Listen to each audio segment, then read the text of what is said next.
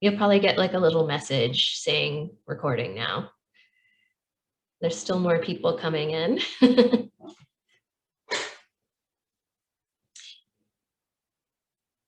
Okay, folks who are still joining, we're going to get started in a couple minutes. We had 258 students register for the event. So I see we're at 125 now. That's about around what I would expect from a registration of 250, like about half the people would actually be able to make it. So I think we can actually get started. So just going to go to the next screen to give you a little overview about what we're going to be doing for the next hour or so. So we're going to start with some presentations. So I'm going to go a little bit over about who we are, like who some of the faces you're seeing on your screen are. I'm going to give some quick FAQs based on some of the questions that were submitted before the session, and also just from questions I know that have come up in the past about the program. And then I'm going to have the professors themselves talk specifically about each of their seminars to try to kind of illuminate a little bit more about what each seminar is actually going to be about and what you can expect. Hopefully that will help you decide which seminars you would like to apply to participate in. Shivani, now that I've made you co-host, do you mind letting people in as they're arriving so that I can keep speaking? Yeah, for sure, I'll do that. Thank you. And then after our presentations, we're going to have a full Q&A. So like if you have questions that come up or you've got a question on your mind now, that's going to be the time that we're going to give you to really ask all of your questions. And like I say, we've got a lot of people here, so we do kind of have to rely on the chat for our Q&A, just because it's going to be really hard for me to navigate who might have their hand up to ask their question verbally. But I do ask, just while we're giving the information, if you want to jot down your questions on a scrap piece of paper or kind of just have them aside for that Q&A, that's going to be really helpful for us to keep the flow going. And potentially some of your questions might get answered as we're going through our presentations. Okay, so we've got quite a lot to cover in the next hour, so I'm going to get started. So a little bit about us. So you'll see on a lot of our communications and on our website that we're the Institute for the Study of University Pedagogy.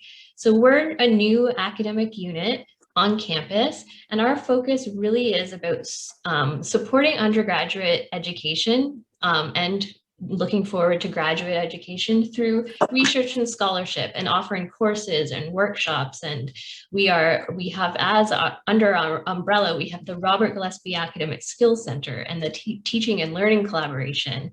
And also we offer all of these fantastic first year courses meant to help support people to develop their academic skills and also to ease that transition from high school into university.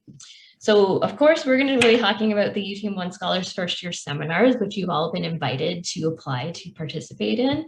But I also wanted to point out that we offer ISP 100 Writing for University and Beyond, ISP 130 Numeracy for University and Beyond, and we also have UTM1 First Year Transition courses. And I'm going to talk a bit about the difference because this has come up in the questions that were asked previous to the session. So and I'll send out these, this document afterwards. Actually, you know what? I can even put it in the chat right now if you want to just give me 1 second. It always is kind of funny to add the file. I did it earlier.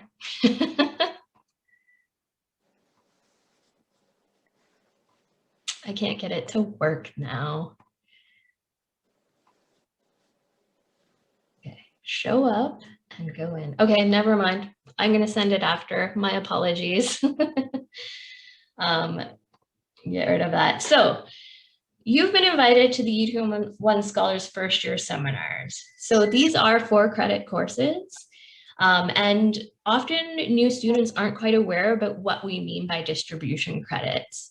So depending on which seminar you take, it will have the option of either science, social science, or humanities as distribution credits. Distribution credits, you need to receive 1 full credit in each science, social sciences, and humanities before you graduate. That's kind of the technical need for the distribution credit. So a lot of folks wonder like, well, this class isn't part of my required courses for my program, but it is still goes towards these distribution credits, which you will need to graduate. There are other benefits to taking distribution courses and getting distribution credits in courses outside of your program of study. And I think we'll get into a little bit of that as we talk about the interdisciplinary nature of UTM1 scholars.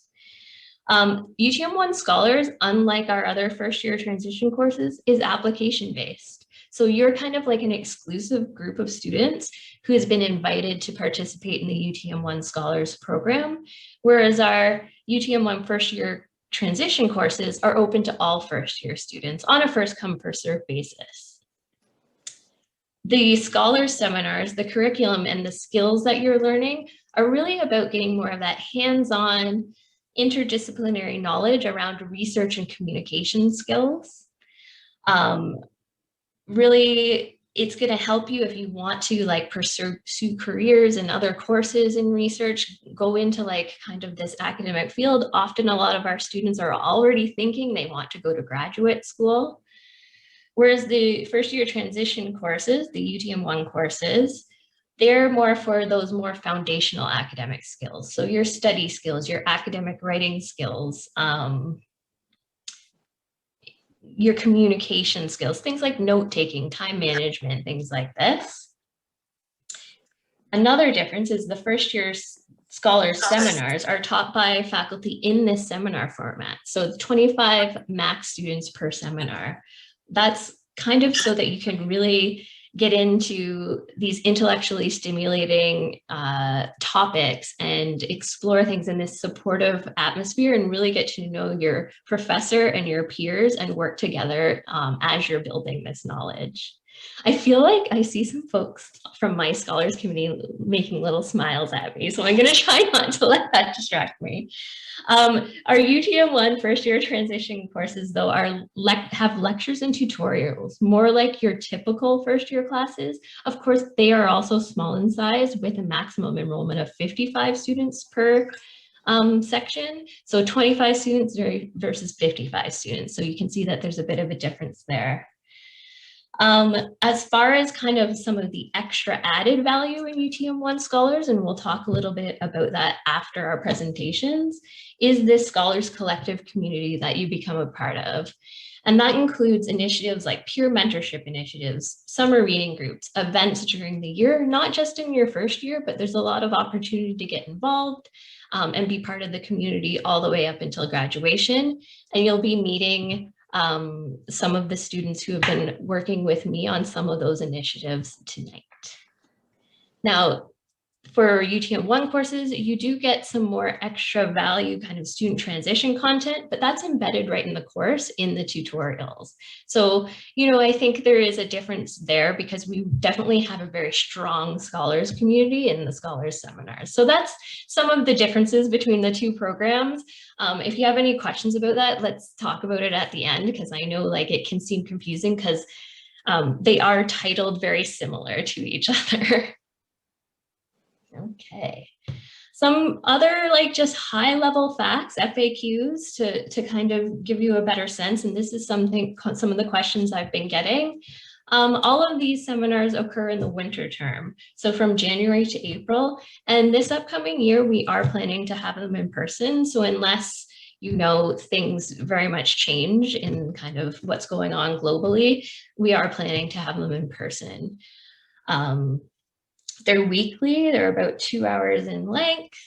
This is one question that I'm always asked, how much time will be spent? The cost is included in your tuition. So it's not necessarily that it's free, but because it's a 4-credit course, that's part of your tuition. The only time when it would seem like it's creating more cost for you is if you take more courses than your regular course load. So if you take like 6 courses or go above what like your maximum course load would be. And all of this co-curricular programming or outside of the classroom programming, that's all free. All of those initiatives, the peer mentorship, the events, things like that, that's all free of charge. There's no high school prerequisites or any other prerequisites to take part in the seminars, aside from you have to be invited to apply, which all of you have been. And there are 25 spots available for each seminar, so a total of 75 spots, but we do keep a waiting list. But a lot of folks do wonder, like, how competitive is the application process? And unfortunately, we can't offer a spot to every student that applies. I don't want that to stress you out, but because we can talk a little bit more about the application process, but just so that you know, we do have this kind of competitive application process to get into the seminars. A lot of folks were kind of asking, like, how do I figure this out in my timetable? The good news is that if you are you will find the result of your application before you have to enroll in your other first year courses. First year enrollment date this year is July 21st. And our goal is to get the results out to you by July 12th. So you'll have plenty of time. You'll know when your seminar is. You can build your timetable so that it fits nicely for you. Whew. Okay, so my apologies. I went too fast. So I'm now going to pass over all this talking to Dr. Sheila Bhattacharya and Dr. Sarah Seeley, who will be teaching UTM 190 Writing in Place. So if you two are ready, please just let me know when you need me to switch the slides.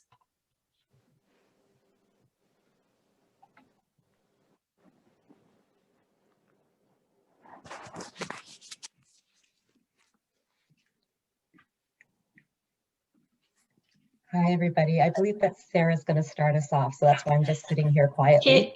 Can everybody hear? Oh, I can't hear. Just me? I was talking. Can you hear me? Now I can hear you, Sarah. Go ahead. Oh, sorry. Yeah, I was talking. Oh, I'm getting a unstable internet connection. Okay, we might have to bear with me. So hi, I'll show you my face in case I have to turn my camera off because of internet connectivity issues. I'll just introduce myself briefly and we're going to take turns speaking to you a little bit. So my name is Dr. Sarah Seeley. I'll be co-teaching UTM 190 Writing in Place, and I'm going to turn it over to Dr. Bhattacharya to talk a little bit first. Hi, everyone. Welcome. It is so exciting to be here. My name is Professor Sheila Bhattacharya, and my pronouns are she, her. My virtual background this evening is the Manjwe Nandamohanan building, and I use this to remind me of the University of Toronto Mississauga campus and how fortunate I am to work on the Indigenous lands of the Huron-Wendat, the Seneca, and the Mississaugas of the Credit. So I've just put in the chat right here, I'll just add it right there, the link to the pronunciation of Manjwe Nandamohanan, and you can check it out and see how my pronunciation of Anishinaabe-Moan is. Professor Seeley and I share a strong interest in language, embodiment, and sociolinguistics. And we are absolutely thrilled to offer a course that considers language in terms of how individual bodies, communities, and nations are differently situated and occur in place. So in other words, this course will explore language as an embodied experience and practice. And students who enroll in this course will have the chance to develop critical and scholarly perspectives about knowledge production and communication across place and across social locations. So furthermore, students will have opportunities to focus on topics. Oh, we're still on the previous slide there. Thanks, Rebecca. Students will have opportunities to focus on topics of interest such as sound classification, language variation, and sociolinguistics. And when I say sociolinguistics, what I mean is attention to how language and social relations and embodied awareness are interconnected. So in closing, the course themes and topics, we feel that they are relevant and timely in terms of local and global problems that are quite salient at the moment, but also in terms of solutions to these problems. So when we're thinking about the pandemic, online learning, social equity, ecology, and decolonization, these problems require, different problem-solving strategies and paradigm shifts. And we're really excited to be able to talk to you about critical thinking and creativity as a way of problem solving and thinking about language as we do so. So thanks very much, and I'm going to pass it over to Professor Seeley. Thank you. My apologies, everyone, but I am going to go ahead and keep my camera off because I've been having these connectivity issues all day long. I just want to confirm, can folks hear me? Yes. Okay, thank you. Okay, so I'm going to build on what Professor Bhattacharya just said to give you a sense of what a typical class will be like in Writing in Place. So this class will be run as a seminar style workshop. So this means we're going to engage in discussions about our reading assignments and our writing assignments. So you will have the opportunity to add your voice to those discussions on a regular basis. Together, we will raise questions, pose problems, interpret readings, and develop strategies for successfully completing all of our writing assignments. So we're also going to spend a lot of time engaging in small group activities. This is going to include stuff like drafting and participating in various kinds of interactive workshops. So you can see some examples of that on the slide that we have up on the screen. Well, you could a second ago.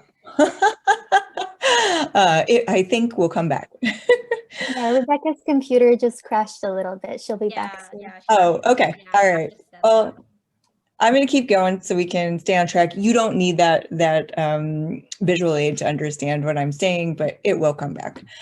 All right. So this program, meaning the UTM-1 Scholars Program, gives us all an opportunity to work as a small community of writers who practice supportive and scholarly engagement. And so this means we get to know each other. This is a big plus of a class like this, where you'll be there for a couple of weeks, and within that time, we're going to know all your names. Right? So it's this sense of community that really sets the Scholars seminars apart from many other first-year courses.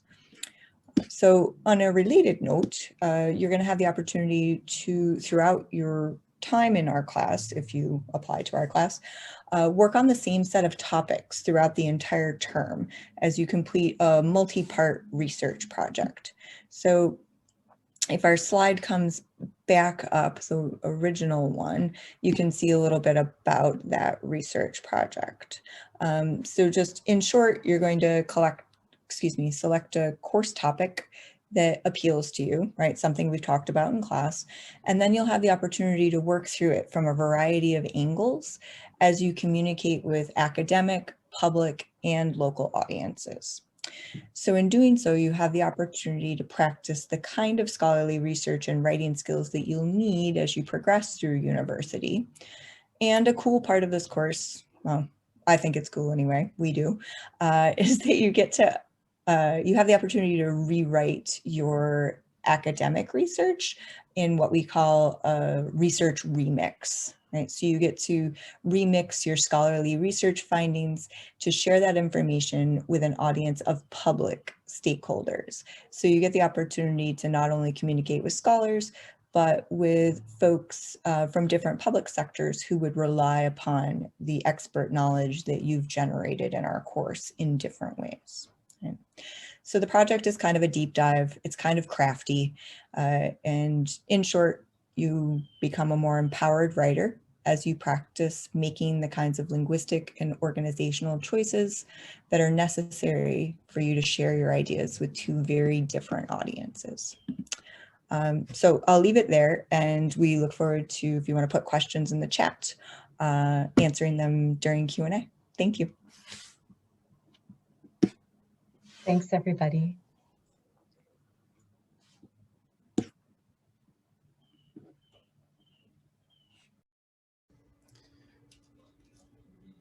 Okay, I think it's our turn right now, but I apologize, I'm back. okay, perfect. I am just going to go forward to your slide. If this happens again, I've now given you all ability to share your screens. My apologies. It's so funny, this never happens to me. And of course it happened to me tonight. So, okay, I'm going to share the PowerPoint and you can take over.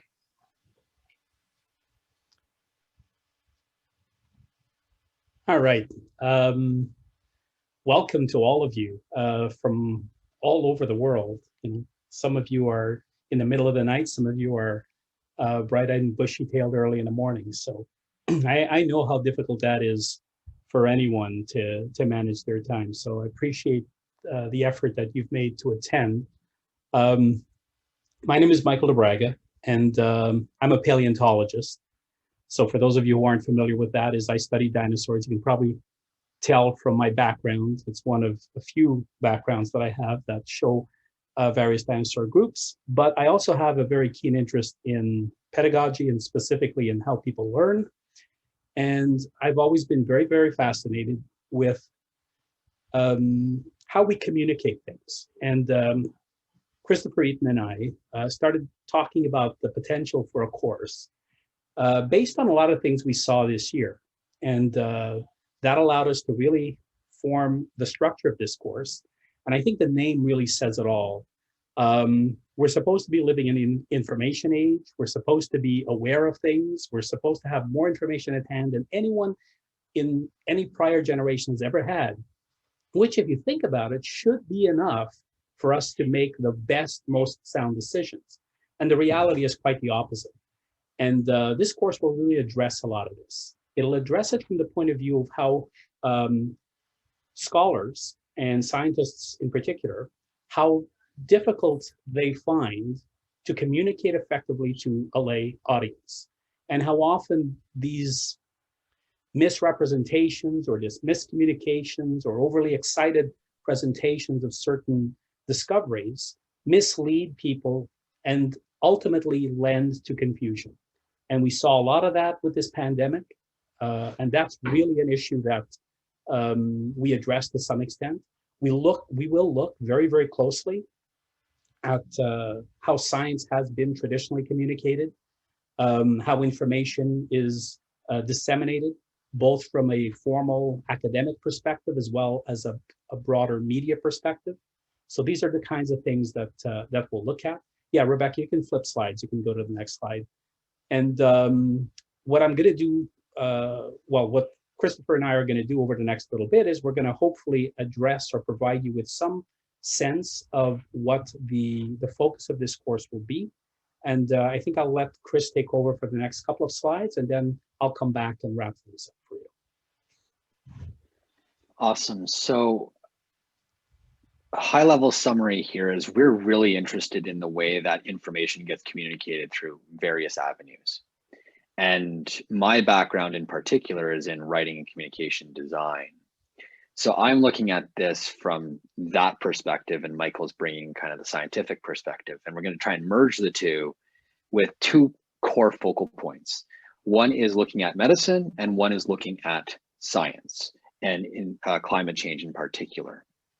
And we're going to really try and take advantage of the fact that there will be 25 of us in the room, and we can really break things down into small conversations and not just have these high level things, but get really deep into the discussions that we're having. So some of the things that we're trying to bring to the course is this case study approach to looking at these issues. So we're thinking about ways that information reaches the public, but where does that information come from? So we're going to try and trace it back from, say, what you see online or on TV to its original sources, and to see how those things compare.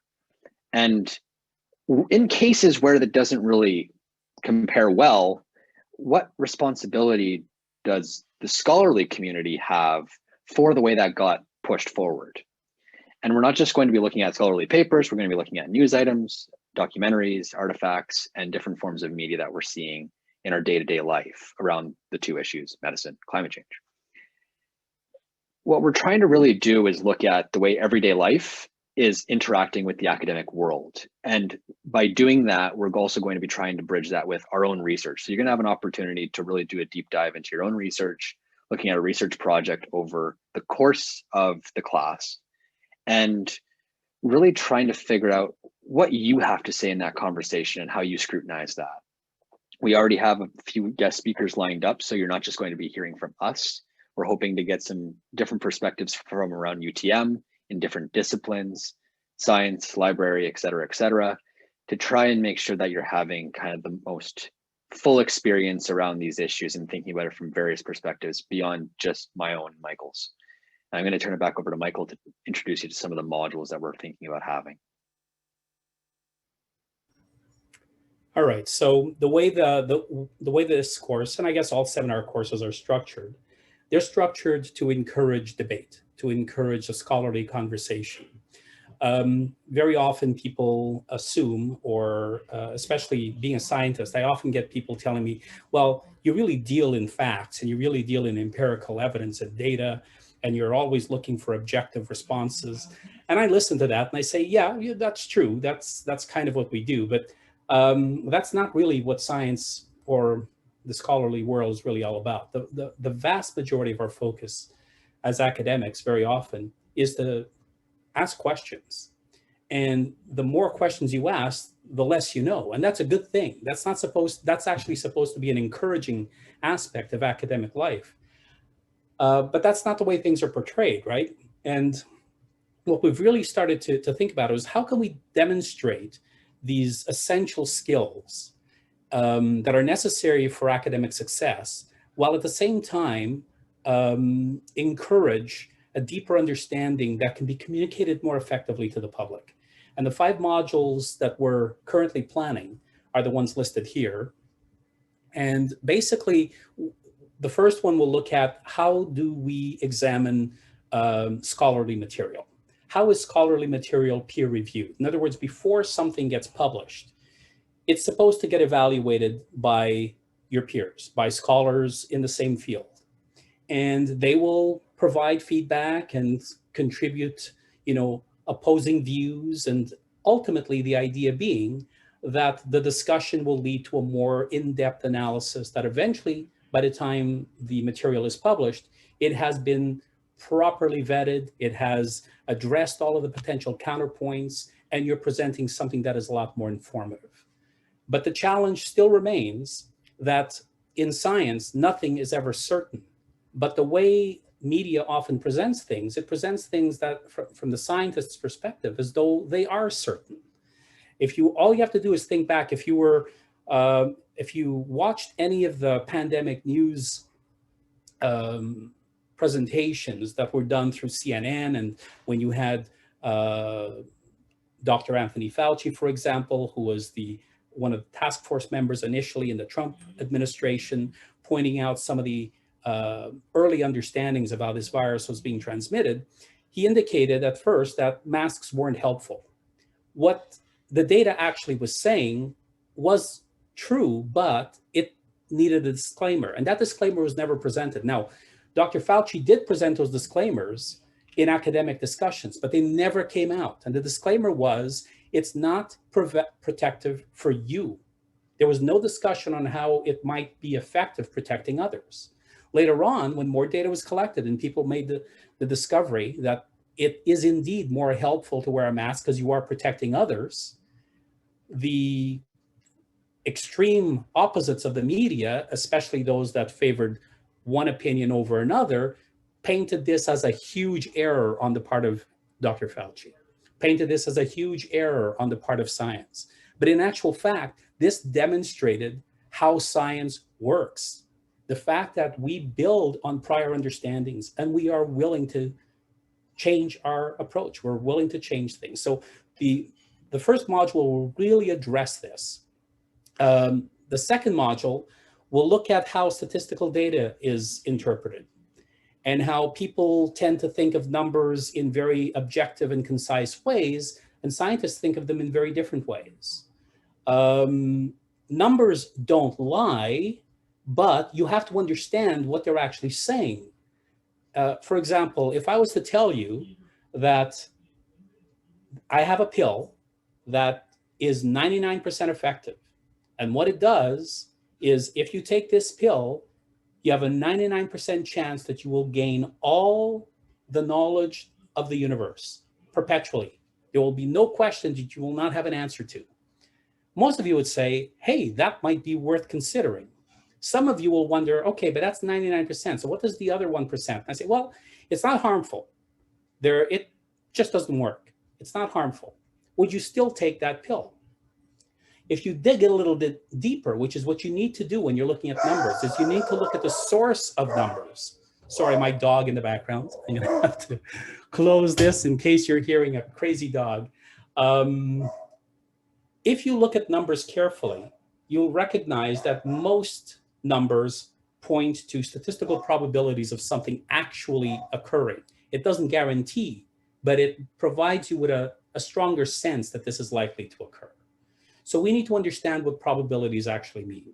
And the lay public doesn't always fully recognize what that is. So when they hear something presented, they think that's absolute. You know, it's scientists have said it must be true. And then when it doesn't work, they say, oh, you know what? These scientists don't know what they're talking about.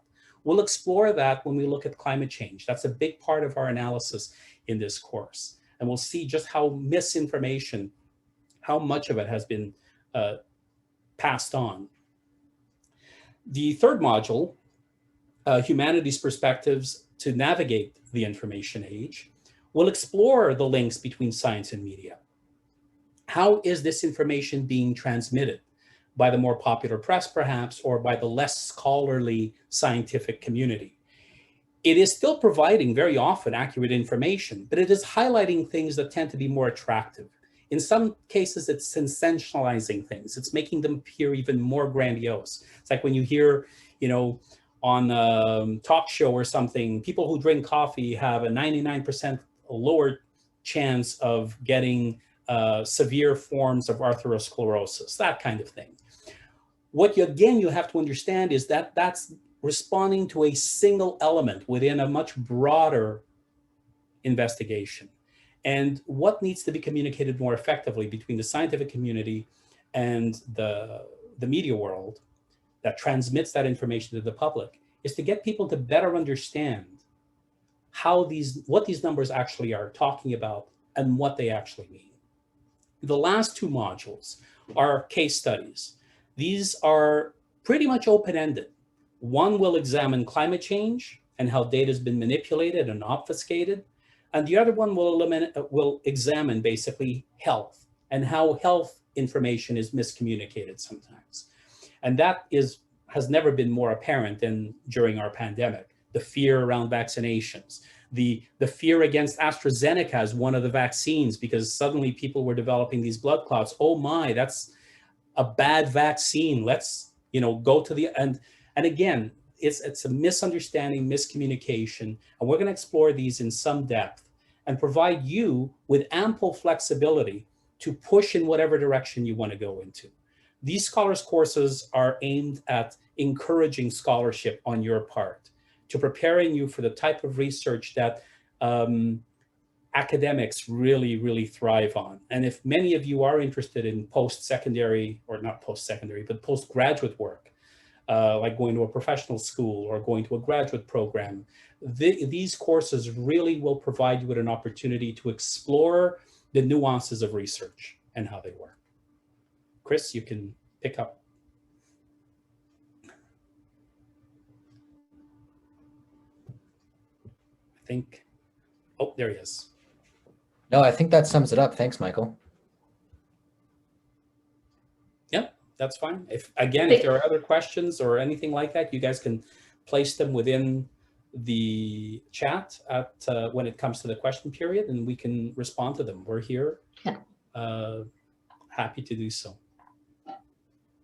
Thank you so much, Michael, or Dr. DeVraga and Dr. Eden. Thank you for that. And now, Dr. Havelka, if you are able to unmute and tell us a little bit more about your seminar. Hi there. So thanks very much for having me, and I'm excited to meet you guys in person at some point. So my name is Monica Havelka. I'm a faculty member in the Department of Geography, Geomatics, and Environment. Myself, I'm an environmental scientist and ecologist by training. And this course is about humans in nature.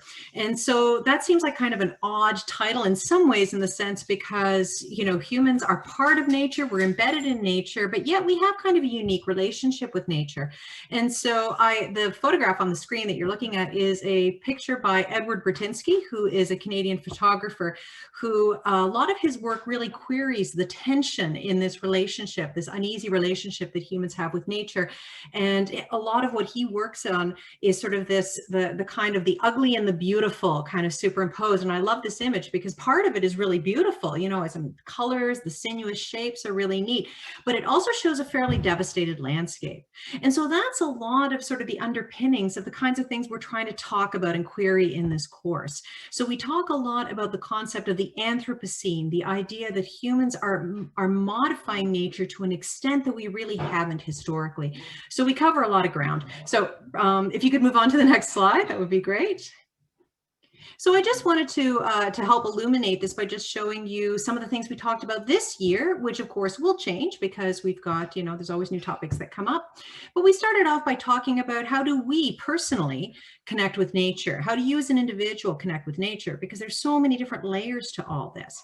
And then we talked about sort of what is the concept of wilderness and is it problematic?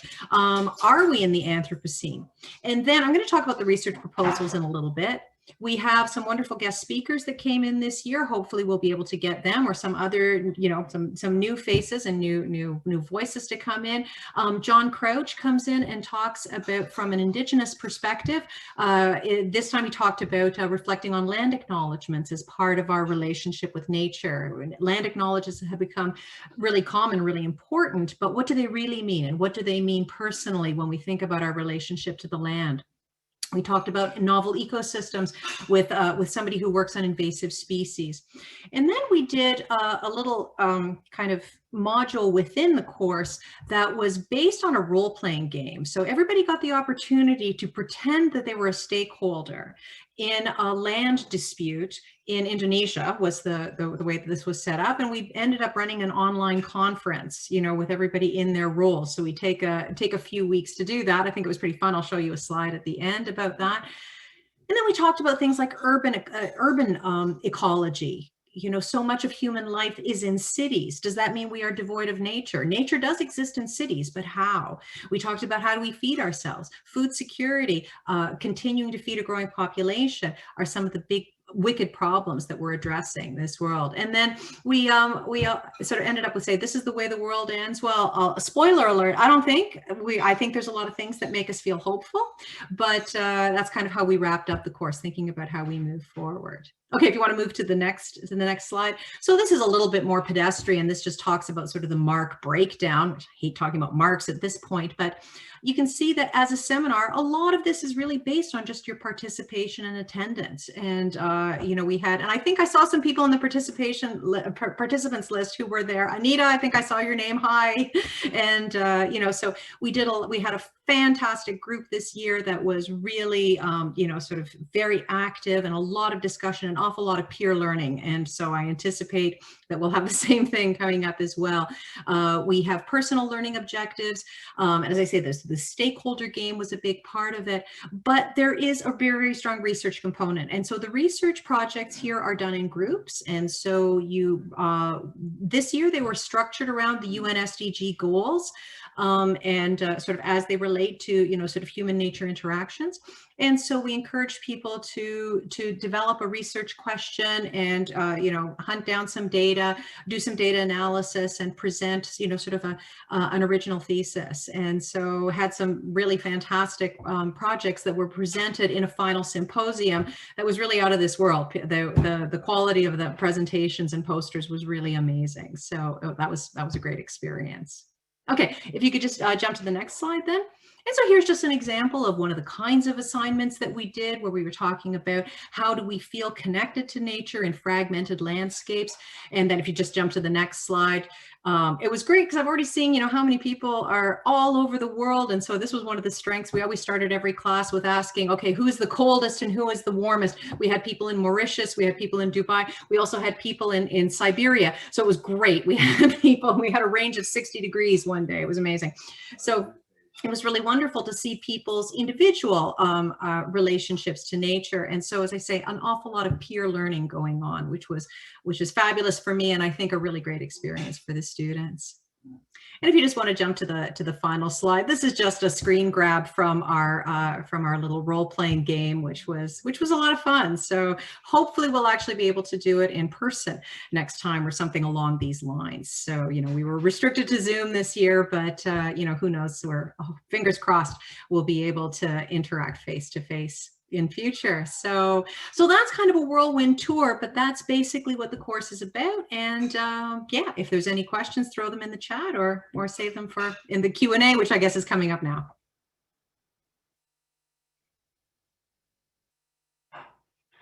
Let me unmute myself. My apologies. So we are going to start taking your questions. We're going to end around 8, but as this sometimes happens that we run a little bit behind time when we're trying to share so much information. So if you are able to stay for 20 minutes, 30 minutes after, so that it's actually an hour and a half for you, please do. You can start asking your questions in the chat that have come up. But in the meantime, I'm actually going to have some of our students who have experienced UTM-1 Scholars talk to us a little bit about what was your experience. There's with some of the outside of the classroom kind of opportunities that we had, and a little bit about your role now, like being on the Scholars Collective Committee, if you don't mind. And I know we've got Dalal, Anita, and Sylvia and Leanne. So I'm just going to, if you don't volunteer, I'm going to choose whoever I see first on my screen. And that's Anita. Anita, I think you have the most fresh experience because you took Dr. Hrabelka's class this winter, right? Yeah, so I took the UTM 197 class. And what I really liked about it is there was such a small class size that you really got to pull in your perspective and also talk to people. And especially I mean, my year was virtual, so that was really important, feeling a bit more connected in the classroom, but hopefully for you guys, it will be in person. And also we had a lot of international students, and I think it really gave a really good interdisciplinary perspective, because we had so many people speaking about their personal experiences with nature and their upbringing and how that shapes their experiences with nature, and it sparked really interesting conversation, and I really enjoyed it. Yeah. Thank you, Anita. And Anita is working with me and our Volunteer Scholars Committee to set up some programming, a reading group during the summer, and we're working towards having a peer mentorship program to launch in the fall. So that's exciting.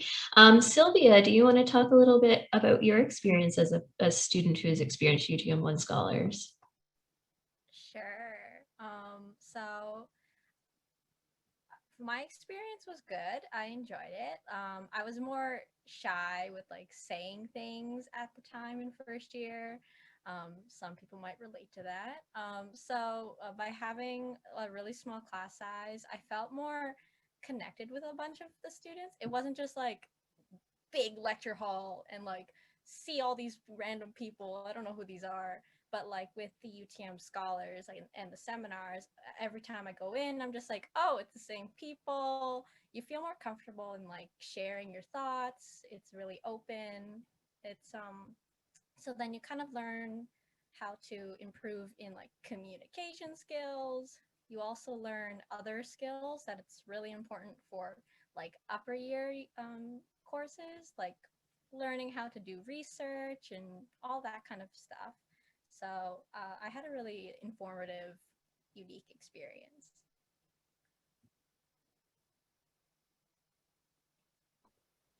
Thank you, Sylvia. And Dalal, you're next. And then I see Caitlin also. My apologies. Yeah, so I took UTM UTM-1 scholars. I was actually in Sylvia's class. That's how we met. So I think in general, those classes were a great way of, making new friends. Like Sylvia said, we're in huge lectures during first year. And so like going to a class of 20, 25 kids, it helped out a lot in making friends and also getting your opinions out there. Also helps a lot with networking and getting to know your professor, although outside of the classroom. So in terms of the Scholars Committee, so we do a lot of events throughout the year. And I think those, especially this year out of all years, it helped connect first years especially together. And we have a good group of upper year students as well who participate in those events, and we plan them as well alongside Rebecca. And I feel like that way it's a good sense of mentorship, and we help, answer any of those questions that you guys have, because I know it's super nerve-wracking when you're in first year and you don't really know what to do, and everybody's like in a different place, especially now. So yeah, so we do that. Actually, just a little promotion for next year. We do have a mentorship program coming up with mentees and mentors. So, be sure to look out for that, and hopefully we can match you guys up with someone who can help you out with your journey throughout UTM. And yeah, it's nice to meet everyone. Thank you, Dalal. I am also going to have Caitlin and Leanne share. I'm keeping track of all of the questions that are in the chat, so I'm going to try to address those just after perhaps Caitlin, and then Leanne, could you give a quick word? Hello, everybody. I am Caitlin. I took UTM 196 Building Global Justice 2 years ago now. I thought that honestly, this was one of my favorite courses in all of university so far. The small class sizes really make a big difference because you can really connect with people. I made some of my best friends in first year in that class. And it also allows you to connect with your professor and do some networking. And it's just a really great environment to be introduced into the greater academic scholarly community. One of the events that really made a big difference in my first year experience was the research fair that's hosted by Rebecca and the Scholars Community. It introduced me to research, which I had never considered before as a career option, and now I'm doing a research program during the summer. So I really do believe that the Scholars Community makes a big difference to your university experience, and I think it's just a great way to be introduced to university.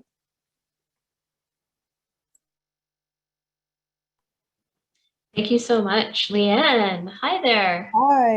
Hi everyone. I'm sorry I can't turn my camera on right now, but I'm hoping you guys can hear me. So I took the same course that Caitlin did, which was UTM 196, Building Global Justice. It's not offered anymore, but just in general, I think it's the same as, the experience in other UTM 1 courses. So, really small class, which of course is a great environment and really great contrast in comparison to the huge courses that you'll have in first year. And because it was such a safe space in the class as well, it really gave everyone the opportunity to, have their voices be heard and just, have good conversations with people and really understand the course content even more. So that's something I loved about it. I took it second semester, so I didn't actually get to complete it in person, unfortunately. So we didn't have our, full presentation that was scheduled for the end. But just taking the course was such a good experience because it allowed me to, learn writing techniques and just really improve academically, study techniques, all of that, and just view the world in a different way. And I think that's really one of the benefits of UTM 1 courses. Thank you so much, Leanne, and all of our past UTM 1 scholars. I think it's always really nice to hear directly from folks who have experienced the program themselves as students. So I've been answering some questions that were sent to me directly, but I'm going to go through some of what you've submitted in the chat, and if we haven't already answered them, we can talk a bit more about that. Something that came up a lot was more details about applications and what the professors are looking for, as well as how many applicants they accept. Yeah, so I'll let the instructors speak from their perspective on that. In the past, we receive about between 170 and 250 applications. It does vary quite a bit year by year. We were quite surprised last year that during the pandemic, we had quite a lot of applications. So it is an important question to talk about what kind of the expectations are for the application form. I will say, when you do go to the application form, I've created a little note that it's not that we're looking for you to do like a research essay, although if you do use other sources, we would like you to cite your sources and let us know what sources you've used in your responses to the question. That said, you don't need to have a lot of previous knowledge on the theme. What we're looking for is your interest in learning and engaging as a UTM1 scholar. So after you've heard everybody talk, you kind of get a better sense about what the seminars are like and how this is very much a community of learning.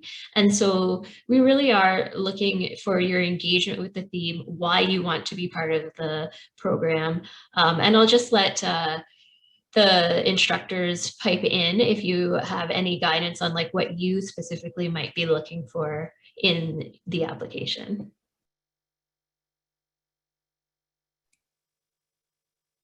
Sure, I'll go. So same thing. I mean, I'm looking for engagement and interest and passion, and you know, so that sort of what it is that draws you to this course. Why do you want to query this? You know, why is this something that is you know, that you've got rattling around in your brain? What are you bringing to it? And so I'm much more interested in seeing sort of a personal engagement and, you know, something that like Anita said, that what she really enjoyed about the course was everybody's different perspective, and that somebody had something to say. Not necessarily, it's not about being sort of, you know, a trove of knowledge, but I think that really good research always comes from passion, that, you know, researchers are passionate about their subjects.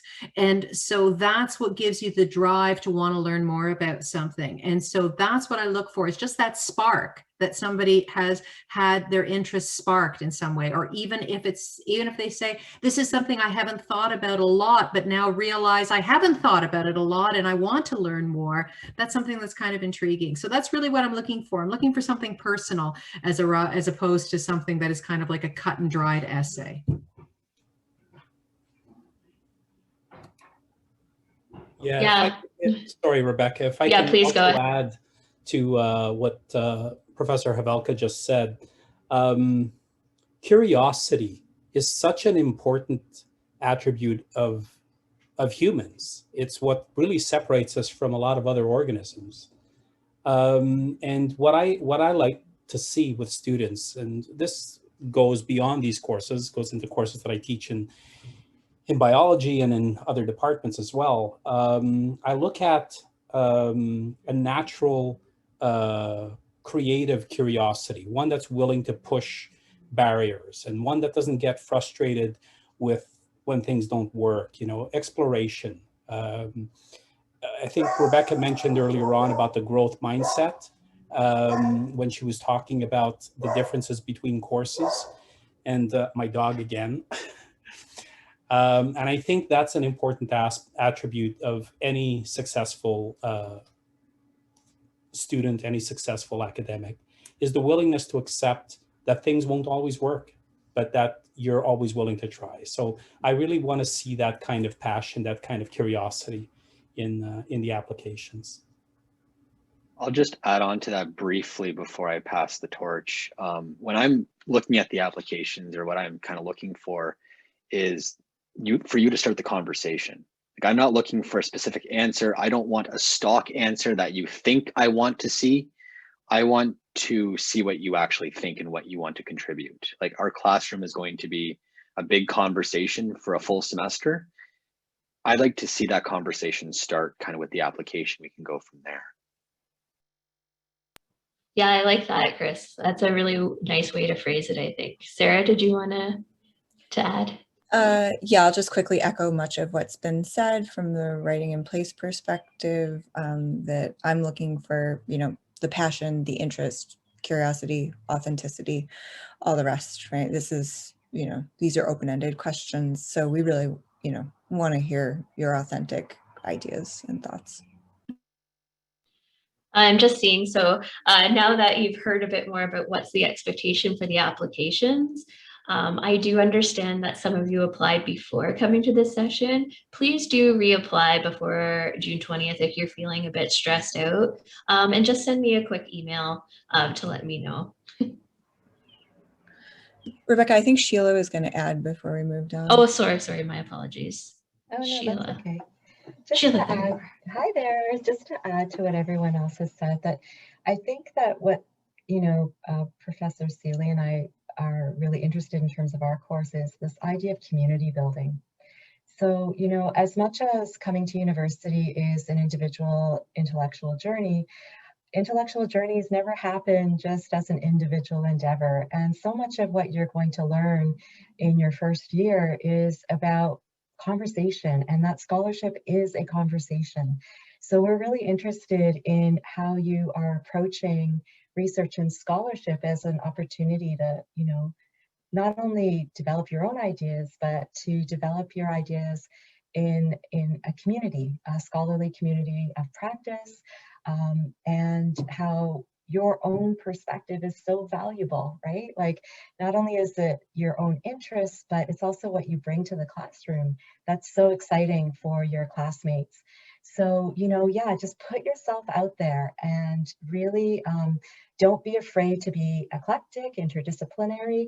I think you can see from our presentations that our work, all of your professors here, are very interdisciplinary, and this is a very welcoming environment if you have those types of interests. And even if you don't, even if you're just curious, like the other professors have mentioned, that's a great thing. New eyes, like fresh perspectives on these topics, are what make these courses so very exciting. Thanks. Thank you, Sheila.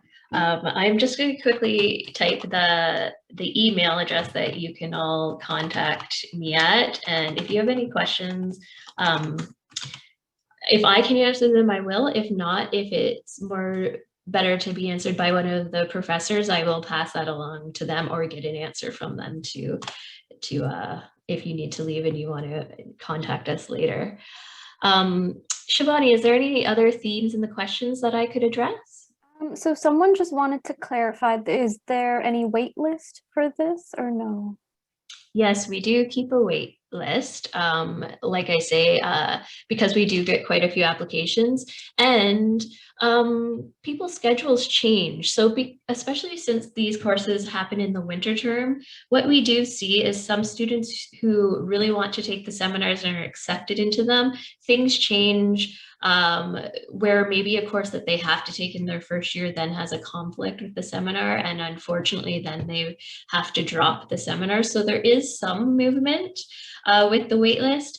It really does depend on kind of some of the situations, but we do keep a waitlist, and just because you're on the waitlist doesn't mean that you have no chance of getting in or anything like that. And you will generally know before the January term begins, like if you will be joining the seminar.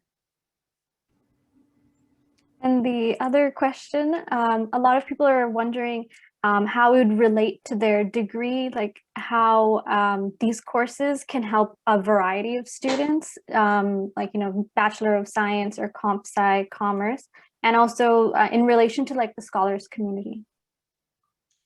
Yeah, for sure. So I'm actually going to ask if the professors can talk about what they think their interdisciplinary seminar might have value and benefit for students from all sorts of disciplines.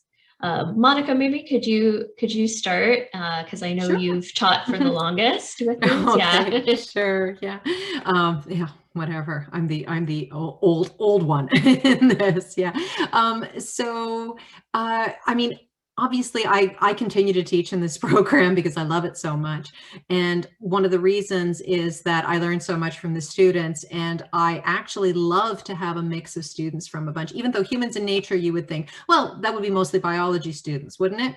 No, we had students from all disciplines, and really, I mean, you know, almost all disciplines for sure. And because it brings, you know, there's wonderful perspectives brought to it. But in terms of skills, so from that peer learning and so on. So first off, people get exposed to very different perspectives and different points of view. But in terms of sort of like these soft skills or transferable skills that you would gain, we do a lot of scholarly reading, and we do a lot of coverage of that reading. So we will have discussions about the reading. So we actually learn quite a lot about how to approach scholarly reading. So, you know, we'll say, so what did you get out of the reading for this week? And what did you struggle with? What was, you know, what were the main points that you took away? And I think that's a really valuable skill to learn, how to approach scholarly reading, how to synthesize scholarly information so that the readings build on each other, and so that students will be drawing connections between, oh, okay, so this applies to what we did in the second week, and so on. And then they'll also see how the scholarly reading applies to their research projects. But their research projects are, I mean, you know, that's when students will really be getting into the literature themselves, accessing open data sources, learning how to you know, so do some data analysis, data presentation, create a conference style presentation, a conference style poster. These are all skills that are important in any academic endeavor. So I think that it was, you know, it wasn't just that it was like for the biology students and everybody else was like, okay, well, what do I do? That there were really important skills to be gained in scholarship in general. So yeah, that's kind of my perspective. Anita, I think you have your hand up. Did you want to share?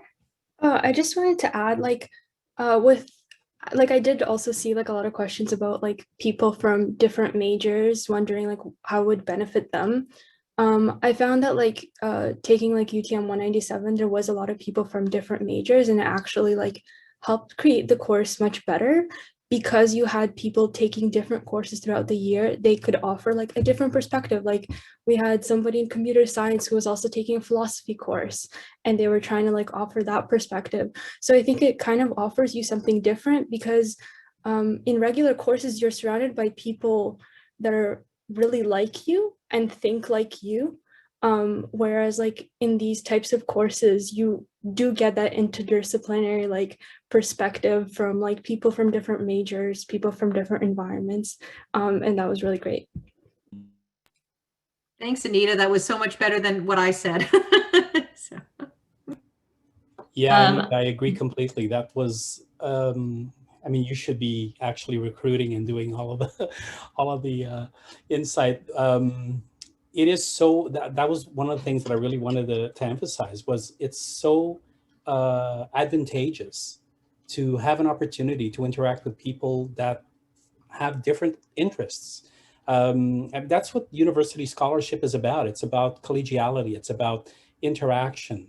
As professors, we're always encouraged to collaborate with our colleagues. Some of them are not in our disciplines. In fact, some of the greatest, most exciting research that I've been involved with are with colleagues who are in completely different disciplines, because there's a different perspective. So this introduces you to that. So yeah, absolutely.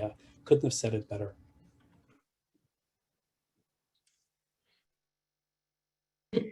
Another thing I wanted to add, just because I see the feedback from students, and it's one thing that I'm not sure that the instructors might be aware of a huge benefit that students talk about is that they were quite shy and afraid to share their opinions. They weren't sure how to participate in a university course fully, and that taking a UTM-1 seminar really boosted their confidence and made them feel like they could fully participate in all of their courses because they just felt like comfortable in sharing their ideas and opinions.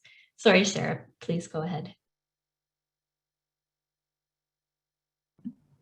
Thank you. Yeah, just building on the bit that Rebecca was just commenting with student feedback about confidence. I can only speak fully for writing in place, but I do get the sense from listening to everyone speak about all three of these classes that, you know, the focus on scholarly communication and communication skills and research, these are all going to be things that are going to benefit students going into any discipline, right? No matter where you are headed, you need to be able to write, you need to be able to communicate. These are power skills. So that's perhaps another perspective to look at this from and kind of ask yourself, given that, perhaps, what are my interests? What might be something unique, an opportunity I wouldn't get somewhere else? I wanted to just comment on one of the chat posts. I believe it was Valentina who was asking about which course would help international students develop their essay skills. And I would say all of our courses. Really, you know, having a small seminar class is going to help you develop your essay writing, your speaking skills, you know, your critical thinking. And we know that language learning, if you happen to be a student who is using English as an additional language in your studies, that we know that language learning happens best in the target language environment. So in all of these classes that we presented today, you will have the opportunity to work with your instructor, work closely with your classmates, and develop academic vocabulary, develop frameworks for you know, critical reading and critical writing. You know, I myself am an ELL specialist, and I work with students at UTM who are using English as an additional language. But I would say, from knowing all of the professors who've presented today, that any one of these courses is going to be a tremendous benefit to you.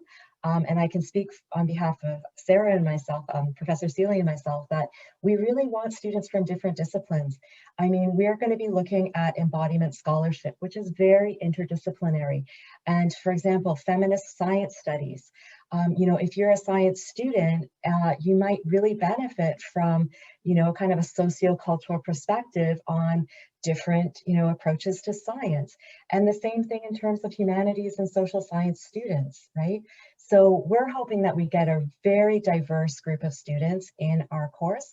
And of course, you know, we're happy to answer more questions if you want to email us.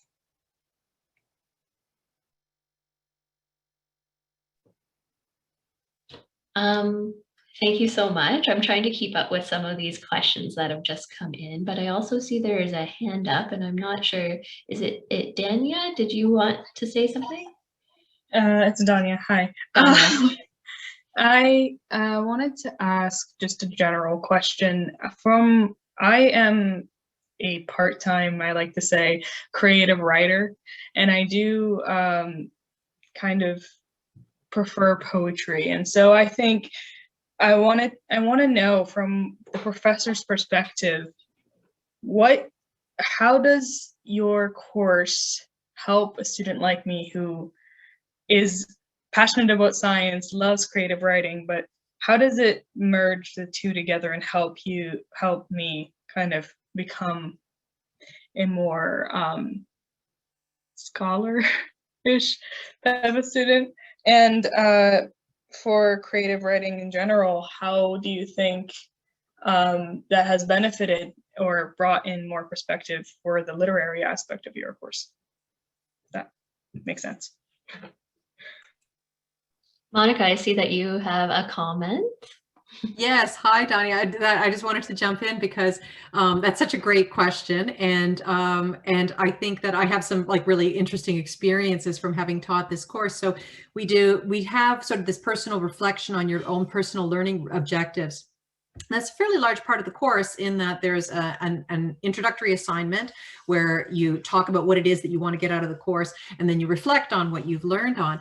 And the range of media in which I have received these reflections has been absolutely incredible. Students have made videos, they have set things to music, I got a graphic novel from somebody, like, I mean, you know, these people are amazing and so creative. And so I think that it's just such a, like, there's so much creativity among your peers that I think it's it's a great way of sort of seeing the way that we don't want to see science as sort of this sphere that is separated from, it's not like, you know, there's creative people and then there's scientific people.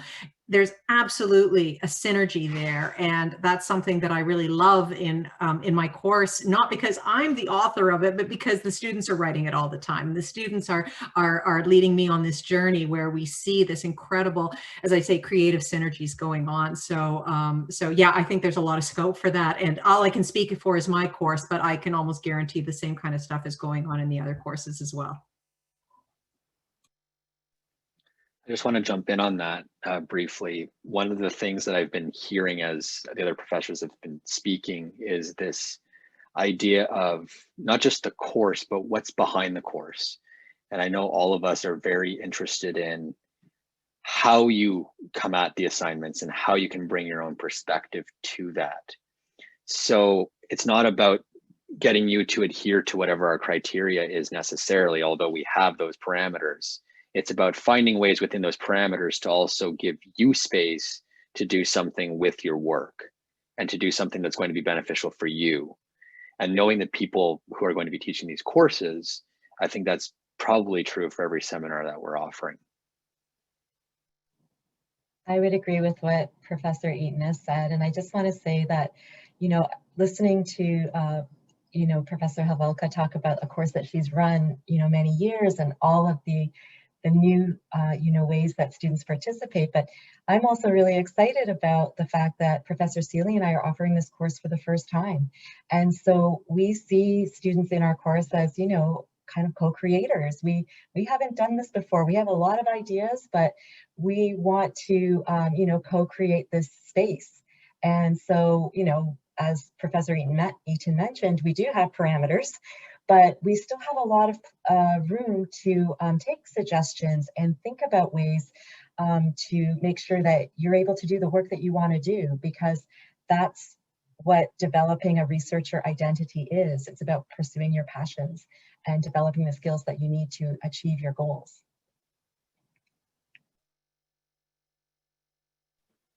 Thank you. So I see we've got a couple of more folks who wanted to ask their questions on mic. Christian. Hey there, can you hear me? Excellent.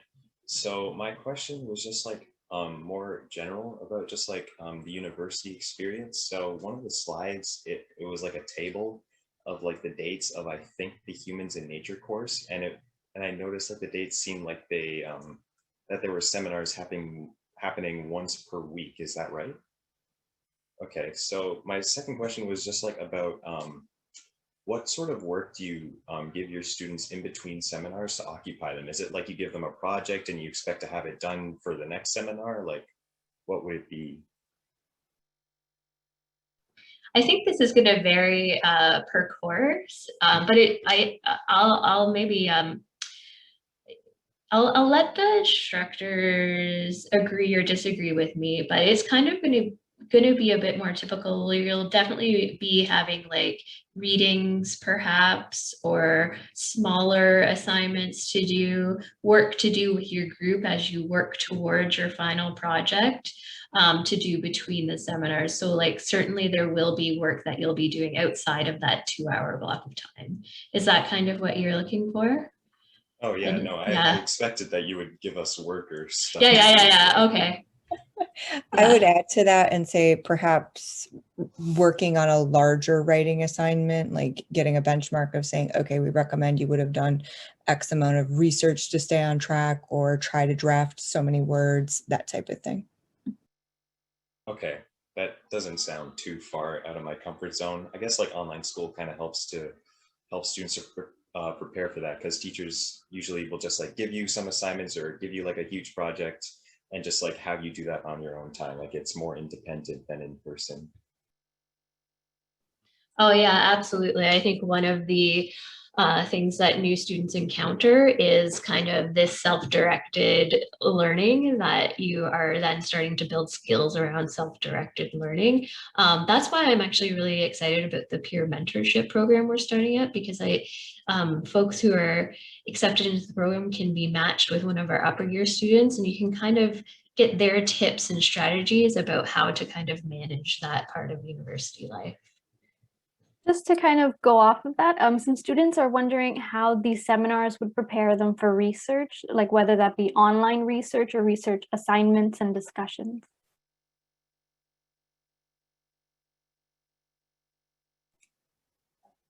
Well, I guess I can jump in and just say that we really break down the research process, and we assume that you are sort of beginning researchers, and so we really talk about how we develop a research question, and this is all guided, right? This is not like we throw you to the sharks and expect you to come up with a polished poster at the end of it. So we break it down into its components. How do you propose a good research question? I'll give you some feedback on the question that you propose. So, okay, so now that you've got your question, what is some of the knowledge? How do you construct some of the knowledge around that so that you can pursue this question? Perhaps you'll find that the question kind of deviates a little bit, or you find something that's a little more interesting to explore. What is the evidence that you're going to find that will allow you to query this, that will allow you to evaluate this, and so on? Where are you going to find data? How are you going to make sense of the data? And sort of what are your sources going to be? So we really, I mean, the whole purpose is, it's like, you don't hand somebody a tennis racket and say, I'm going to come back in 4 months and see if you can, beat Serena Williams. It's kind of like we take you through the process. And so it's very guided. It's with a lot of feedback and so on. So hope that helps. Yeah, I would echo that bit about feedback. I can only speak for my class, but each bit of the writing process, students will get feedback. You won't be, as Professor Havelka just suggested, thrown to the sharks, right? We're going to spend a lot of time on the same set of topics. So the expectation is you're going to start out thinking one thing, and the more you learn, you need space and, the ability to test drive your ideas with others in order to make meaning that gets richer through the course of our time together. One of the things that students find when they first arrive at university is that the reading strategies that you learn at university are so helpful, because you're going to be guided again in terms of how to read academic scholarship. And once you see how other scholars approach problems, issues, questions that they want to answer, how they substantiate their points of view with evidence, how they explain that evidence, how they situate their work in a scholarly conversation. Once you see that in the work that you're reading, then it's going to give you some ideas about how to do that yourself. And, we're going to show you like different strategies. You're going to select from those strategies, pick the ones that work best for what you want to accomplish. But just keep in mind this idea of critical reading for the purpose of critical writing, and that you'll have these, almost like, models to analyze, to figure out, okay, how do other people do this, right? And then think about, oh, I'm gonna take that, that's a good strategy, and I'm gonna do it. You're gonna practice it, and the best way to learn anything is by doing it, which is why the projects in Writing in Place really get you into that position of, doing a research proposal and learning what that's about in a deep way.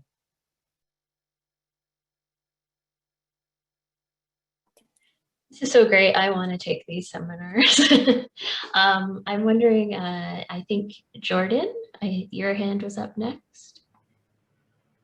Yeah, I was just wondering how course credit for UTM-1 seminar would differ from a regular class, and if we could take multiple UTM-1 seminars.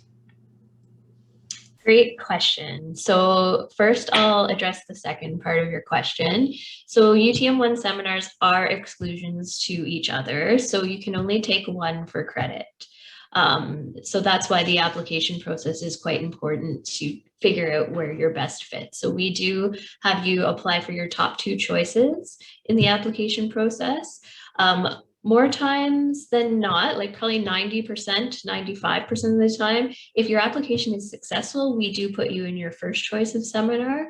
So it is something to consider before you apply, like where your interests fully lie, like maybe a bit stronger than the other. As far as the credits, so we've put a link in, maybe I can get Shivani to put the distribution credit link up again. I'll talk through it a little bit more. So each of the seminars have 2 potential categories for distribution credits because they are interdisciplinary in nature. So for example, Professor Eaton and Professor DeBraga's course, UTM 192, you could either apply your 0.5 credit to humanities or science. That gets done automatically, where before you graduate, it kind of fulfills whichever area you need that distribution credit in. What else can I say about this? It's 0.5 credits because it is only that half-year course. Jordan, does that kind of help a little bit more? Do you have any more probing questions about the credits that you receive? That's pretty helpful. I was just wondering, I was trying to get a feel of what made this seminar different from a regular course other than the experience of like smaller class sizes. Yeah, well, I mean, I think it's the smaller class size. It's the fact that it's interdisciplinary. Often too, like these skills, these research skills, you aren't going to be exposed to the same in your other first year courses. You're kind of going to, in a way, be expected to know or find out on your own. This is what I hear from students. So that's why these courses can be quite valuable for folks who really want to kind of get a head start on really developing some of these university level research and communication skills. So there is quite a lot of uniqueness. I don't know if some of our past students want to talk about a little bit about what the difference for them was between a UTM1 seminar and their other first year classes. Sylvia. I did mention this earlier, but I remember in a lot of like, we'll say bio like courses, a lot of those courses, it requires some amount of like, oh yeah, you remember like high school biology, and I'm just like, wow, gotta go back and get those notes because I remember nothing. So like that's sometimes a struggle with some of those like regular courses. But like with UTM Scholars, I didn't have to like really worry about like any of that kind of background information that I needed to know. It was like all brand new. It was taught at a really good pace. So it was like everything was easy to like digest and all that stuff.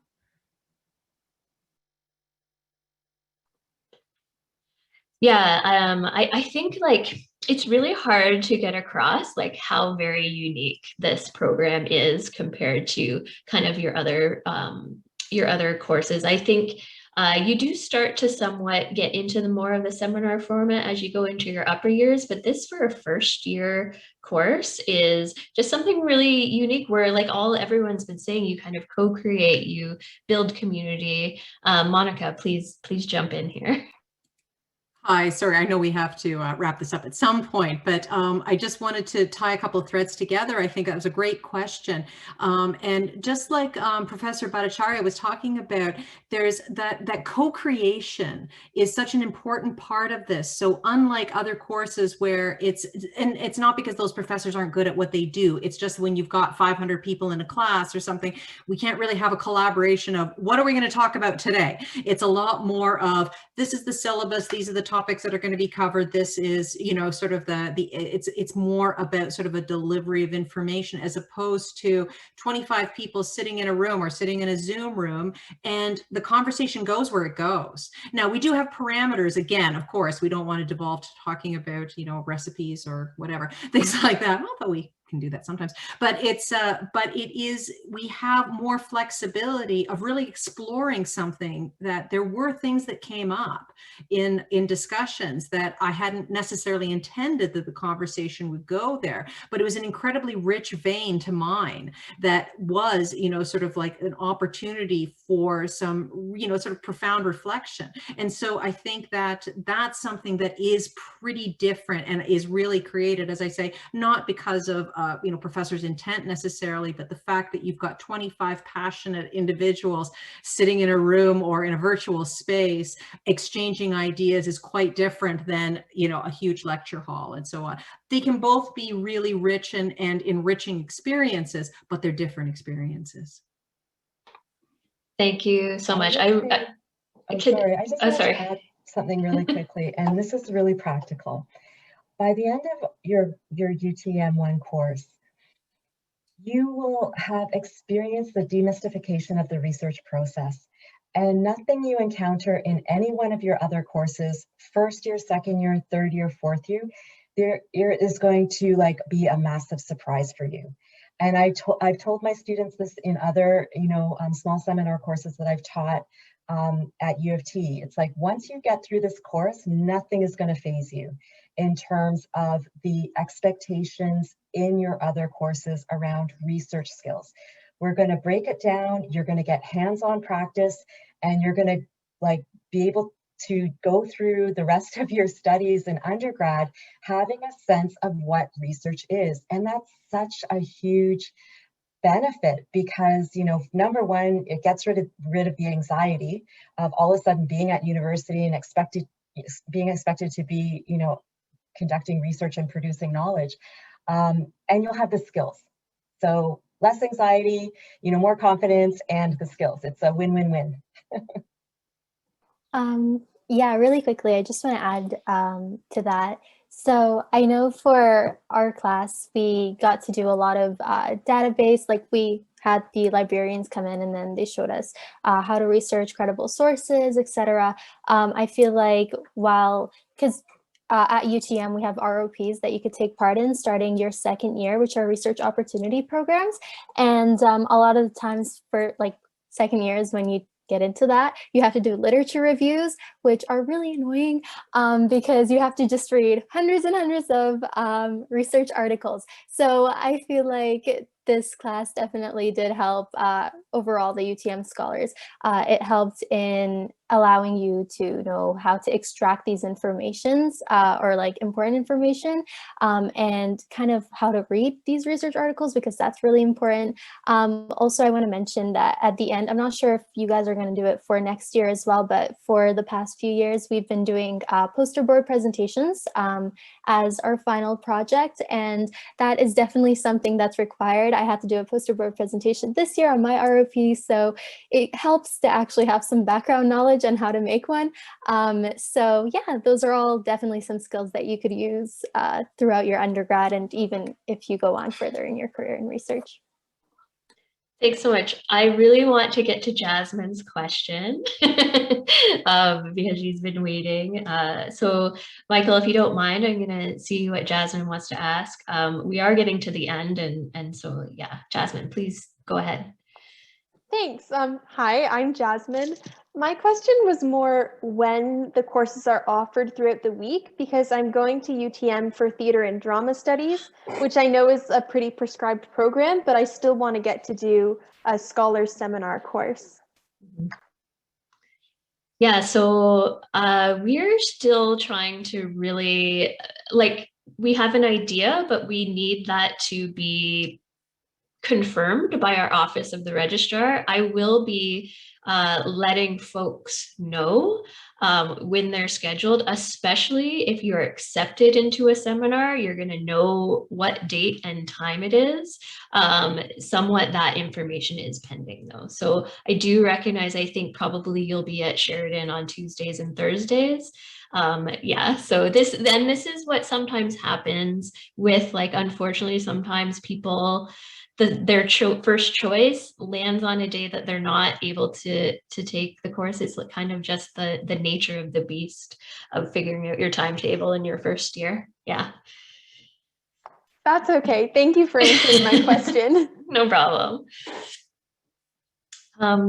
Michael, did you have any last comments? I think After that, we're going to have to wrap up. And I know that there's probably so much more everybody wants to know, but I will be sending out not just a link to the presentation, but a link so that you can book a meeting with me if you need to ask questions.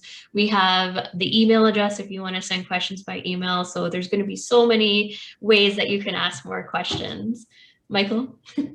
Yeah, I think the only thing I wanted to add was basically just building on what most people have been saying with respect to how the opportunity to be in a small course with only 25 students will allow for the exploration of the methods, right? In most of your first year courses, you're going to have at least 100, if not 1,000 students in your class. And the ability to interact on a regular basis with your instructor, even with the broad range of peers that you'll have, is going to be limited. And one of the things I look for when I have students applying for ROPs is how experienced they are and how comfortable they are with doing prior research. And I look for that when they submit their applications for an ROP, when they submit their cover letter and their CV and so on. And a course like any one of these provides you with so much insight in terms of how to do research that it can only help you move forward as you progress through your academic career. And that's basically what I wanted to add. Thank you, Michael. I think that's a good kind of summing up of kind of like, we really want you to apply these seminars and the programming that we do associated with the seminars. They're all designed to benefit you and help support you in your development and your success. I wanted to say a huge thank you to all of the professors for sharing their passion and for answering our questions. I think it's really important to know a bit more about the specific topics before you apply. I want to thank my wonderful Scholars Committee students who not only came to share their experience, but have been answering questions on the chat like pros. I want to thank Shivani, my academic success programming assistant, for also helping us moderate. And I want to thank all of you participants, all of our potential new UTM1 scholars. I hope that you got a bit of information tonight. Like I say, sending out the recording. I'll send out a booking link if you want to book like a 30-minute, 15-minute chat with me with any of your last-minute questions. Other than that, the application deadline is June 20th. You'll be getting another reminder by email. The application form is on our webpage. Super excited to get to know more about you by reading your applications, and really looking forward for our upcoming year and everything we're going to do. Thank you so much. And so have a fantastic night wherever you are in the world.